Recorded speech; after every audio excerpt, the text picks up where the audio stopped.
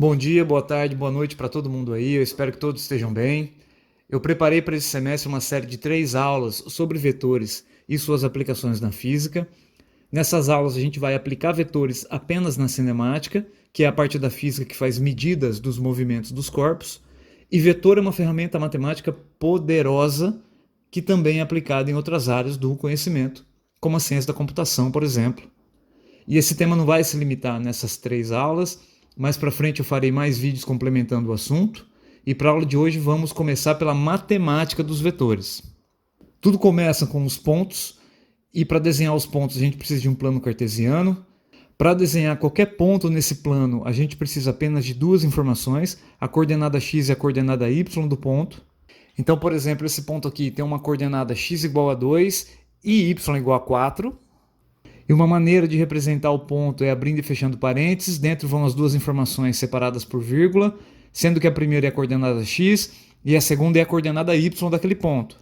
Qualquer ponto que a gente marcar aqui nesse plano, ele vai vir acompanhado dessas informações, coordenada x e coordenada y dele. Então isso a gente já está cansado de fazer.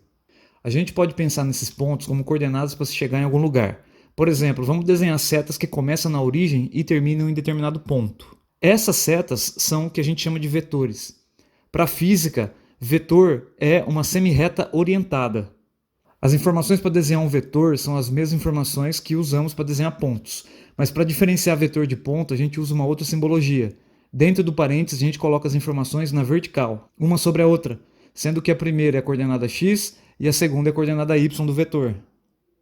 Dessa forma, a gente pode representar infinitos vetores aqui nesse plano, cada um com sua coordenada. A gente também pode se referir aos vetores por letras. Porém, para a gente dizer que as letras se referem a um vetor, a gente vai colocar uma seta sobre elas. Esse é o símbolo de um vetor quando você quer dar um nome para ele. Outra maneira de a gente representar vetor é a gente dizer quantos passos a gente anda na coordenada x e quantos passos a gente anda na coordenada y para se chegar até a ponta do vetor. E a simbologia para os passos é a seguinte: a gente usa um x-chapéu para indicar um passo para a direita e y-chapéu para indicar um passo para cima. Então, por exemplo, esse vetor v ele é igual à combinação de 8 passos para a direita mais 5 passos para cima. E essa é uma outra simbologia que se refere ao mesmo objeto vetor. A gente vai usar no curso mais essa simbologia do que os parênteses. Se por acaso os passos forem contrários à orientação das coordenadas, a gente vai colocar um sinal negativo, tanto no x-chapéu quanto no y-chapéu.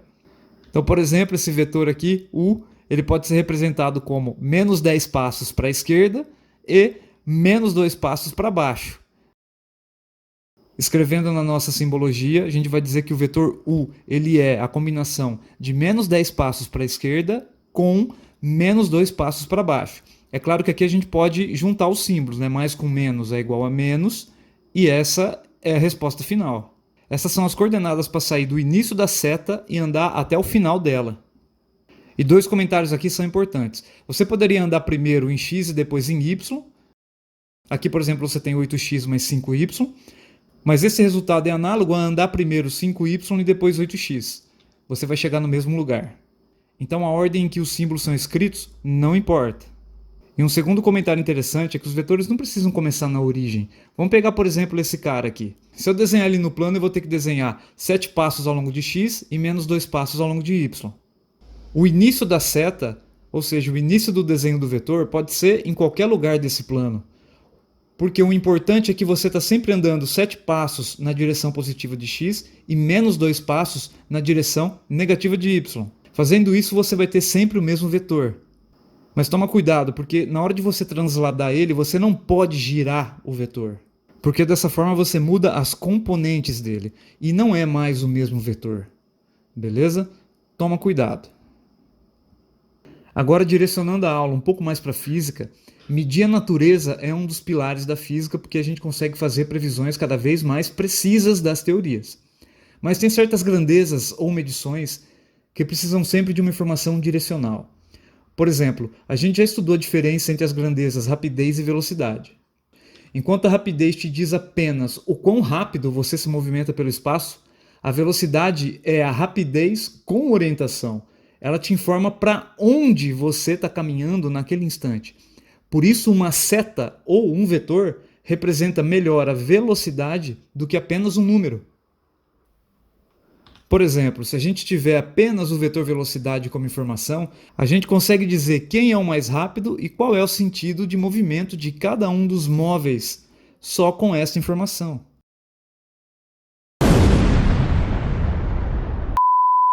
A física está cheia de exemplos com vetores e a notação vetorial ela condensa bastante informação, por isso ela é bastante poderosa. Eu ainda posso te dar mais exemplos aqui. Esse aqui, por exemplo, a gente trabalhou no começo do ano. Suponha que a gente conheça a posição inicial de uma formiga. E depois de ela andar aleatoriamente por aí, a única informação que a gente tem é que a distância entre o ponto inicial e o ponto final é de 6 metros, por exemplo. Apenas essa informação não é útil, porque ela pode estar em qualquer lugar no raio de 6 metros do ponto inicial. Falta uma informação direcional, como por exemplo, a formiga caminhou 6 metros sobre o eixo X. Isso já ajuda, porque a gente pode ter duas posições diferentes para essa formiga. Porque sobre a linha X, essa formiga pode caminhar em dois sentidos diferentes.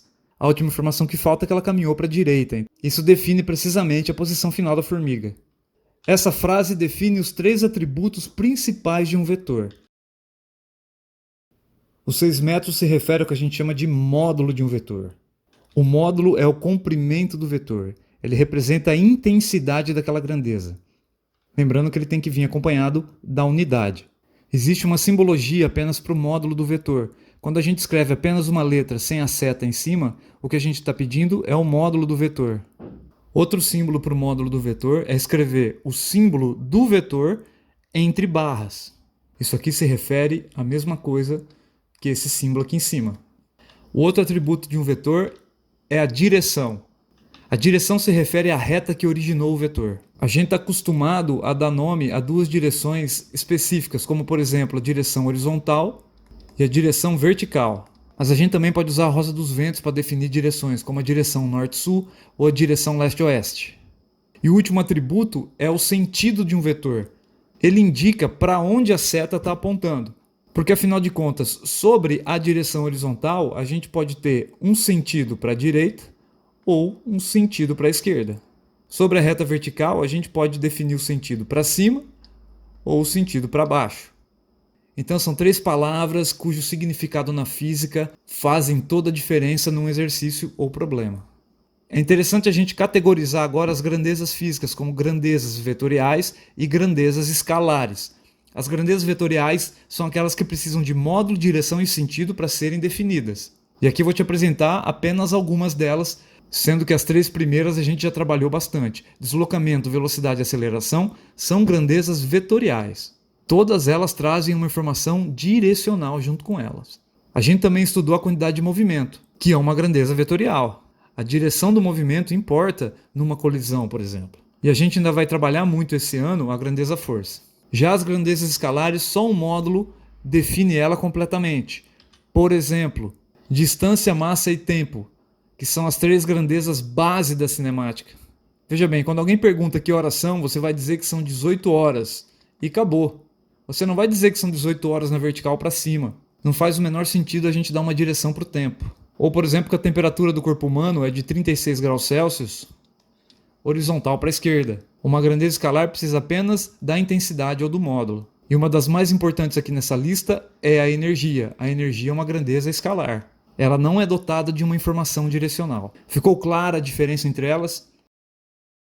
Então vamos falar de operações com vetores. E pessoas, é possível a gente fazer operações matemáticas com essas setas. Eu vou te mostrar quais são as regras aqui. E vamos começar pela soma. E para somar 2 ou mais vetores, a regra é bem simples. A gente só pode somar as componentes de mesma coordenada. Você não pode misturar elas. Por exemplo, vamos pegar o vetor A e o vetor B. A operação que eu quero fazer é esta aqui. Então, usando a nossa regra, para descobrir a coordenada x dessa operação, basta fazer a soma das coordenadas x dos 2 vetores, 3 mais 4. E para descobrir a coordenada y, basta somar as coordenadas y dos 2 vetores, 4 mais 1. E no final a gente tem essa resposta, 7x mais 5y para esta soma de vetores. Fácil, né, cara? A gente pode olhar para essa operação graficamente. Então aqui estão os 2 vetores, A e B, e a técnica gráfica da soma é colar os vetores em sequência. Você coloca o começo de um vetor no final do outro, fazendo uma fila de vetores mesmo. Você desenha primeiro o A e no final do A você desenha o próximo B. E o vetor resultante desta soma é um vetor que liga o início da sequência com o final da sequência, sempre apontando para o final. Perceba que a gente pegou a coordenada 3 do vetor A e somou a ela a coordenada 4 do vetor B. E também pegamos a coordenada y do vetor A e somamos a ela a coordenada y do vetor B, o que resulta no vetor em vermelho, que é a soma deles, 7x mais 5y. Dessa forma você pode fazer a soma com quantos vetores você quiser. Basta montar uma sequência de vetores e ligar o começo do problema, o começo da sequência, com o final da sequência, sempre apontando para o final. E perceba também que a ordem com que a gente faz a soma, que a gente monta a sequência, não modifica o resultado final da operação. Como resultado, a gente tem o mesmo vetor. Outra operação interessante é multiplicar o vetor por um número qualquer, seja ele positivo ou negativo. Por exemplo, quando a gente faz a multiplicação, a regra é que a gente multiplique tanto a coordenada x quanto a coordenada y pelo mesmo número. Por exemplo, pega o vetor A, 5x mais 3y. Desenhando ele no plano, é esse aqui que a gente tem. Esse aqui é o nosso vetor A. Se eu multiplicar o vetor A por um número, um escalar, a gente tem que multiplicar tanto o 5 por 2 quanto o 3 por 2. E no final a gente tem esse vetor aqui, que quando desenhado no plano, é isso que a gente vai ter. O vetor resultante tem componentes 10x e 6y. E comparado com o vetor original, esse vetor aí mudou apenas um módulo. A direção e o sentido permaneceu a mesma.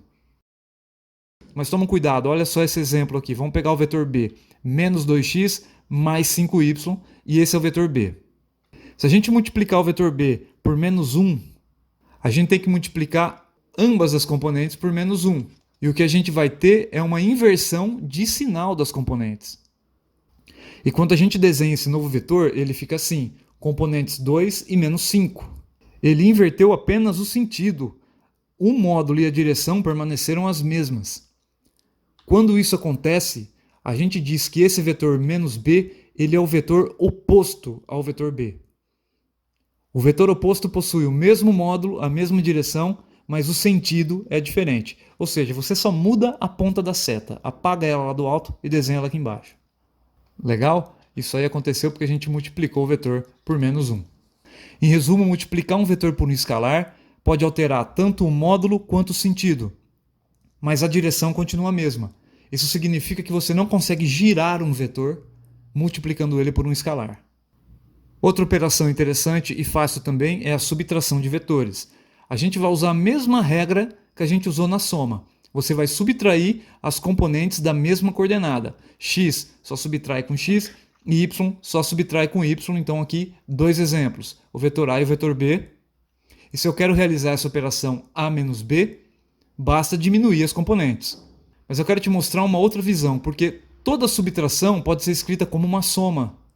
Escrever A menos B é o equivalente a escrever A mais o vetor oposto a B. Não é porque, afinal de contas, mais com menos dá menos. Então vamos inverter o vetor B multiplicando ele por menos 1.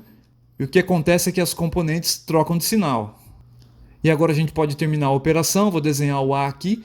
E para descobrir a componente x da subtração, a gente vai juntar essas duas componentes. 3 mais o menos 4. Isso aqui dá menos 1. E a componente y é 4 mais 1. Então aqui a gente tem 3. E eu escrevi desse jeito porque o método gráfico fica mais fácil de visualizar. Então aqui os dois vetores de novo desenhados no plano.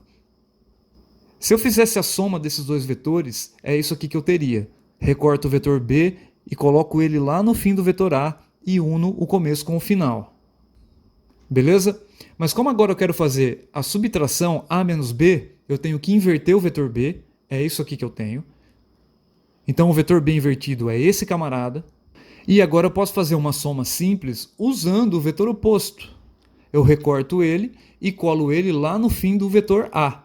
E o vetor resultante liga o começo com o final do problema. Esse é o vetor A menos B.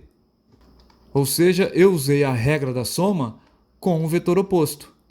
E perceba como são diferentes o vetor soma A mais B e o vetor subtração A menos B.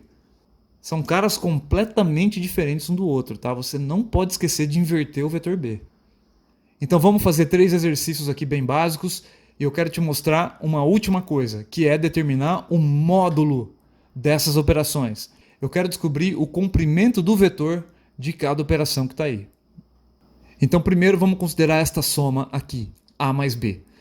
O vetor A está representado aqui, o vetor A ele tem componentes apenas em x, são 3 passos para a direita, e o vetor B são menos 4 unidades na direção y. Então se eu quero fazer a soma de A com B, eu vou fazer a regra da sequência. Então primeiro eu vou desenhar o A, sem girar o camarada, tá aí o A. Agora eu vou recortar o B e colar o começo do B no final do A, é isso aqui que eu vou ter. E tá feita a soma, acabou.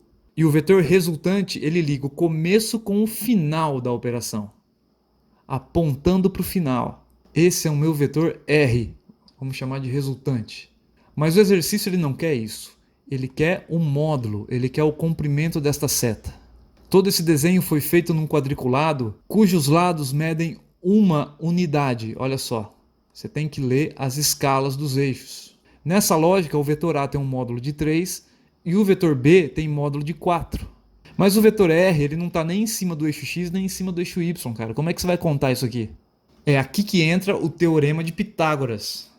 Qualquer traço que eu faça nesse quadriculado que esteja torto, eu posso imaginar ele como sendo a hipotenusa de um triângulo retângulo. Olha só o meu triângulo aqui. Esse triângulo é retângulo aqui, cujos catetos medem 3 e 4. Então o teorema de Pitágoras diz o seguinte, que a hipotenusa ao quadrado é igual o cateto 1 ao quadrado mais o cateto 2 ao quadrado. Nesse nosso retângulo, a hipotenusa é justamente o comprimento do vetor resposta.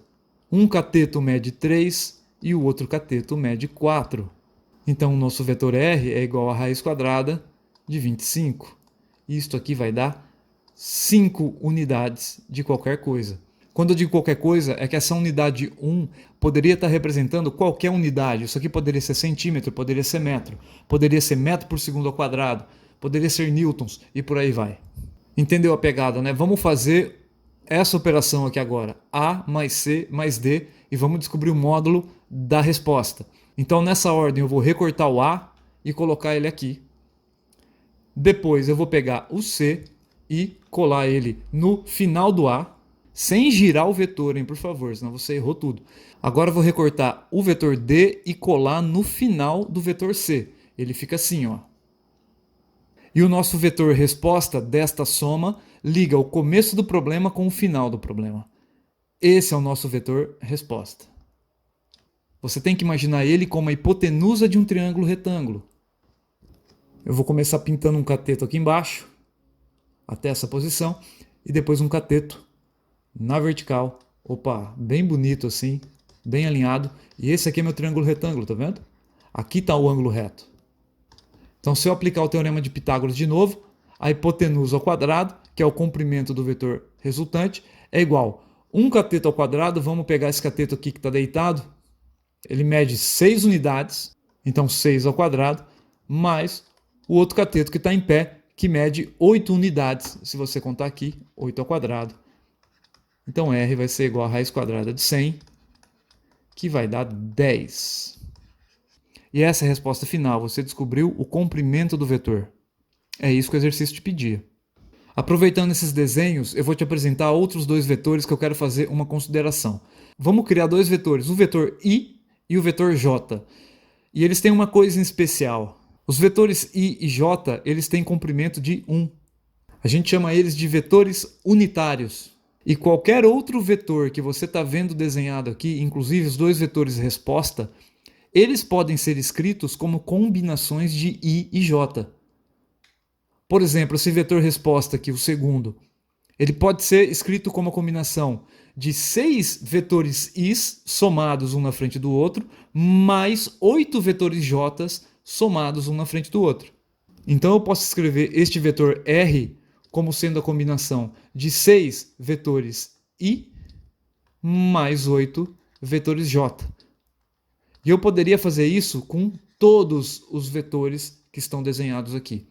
Isso quer dizer que I e J são os vetores base, eles são os tijolos de todos os vetores. Vocês que são químicos podem pensar que I e J são os átomos de todos os outros vetores, porque a partir deles você pode fazer todos os demais.